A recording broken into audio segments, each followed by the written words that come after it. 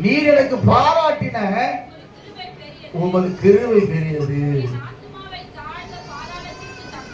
தப்புவித்தீர், தாழ்ந்த பாதாளத்திற்கு என்னை தப்புவித்தீர்.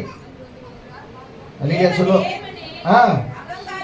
போதும், கர்த்தருக்கு ஸ்தோத்திரம். நீர் என் மேல் பாராட்டின கிருபை பெரியதுன்றார். நீங்க 136ஆம் சங்கீதத்தில் நீங்க வாசிங்கன்னா ஃபுல்லா கிருபை கிருபை கிருபை கிருபை பற்றி நான் பிரசங்கத்தினா டைம் ஆயிடும்.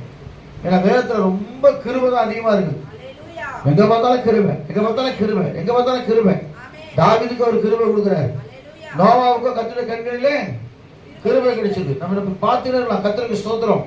அது மாத்திர மோசேயை பார்த்து சொல்றாரு, என் கண்களில் உனக்கு கிருபை கிடைத்ததுன்றாரு.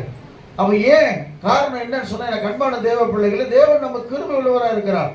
நம்ம கிருபை இல்லாம ஒரு நிமிஷம் நம்ம உலகத்துல வாழ முடியாது.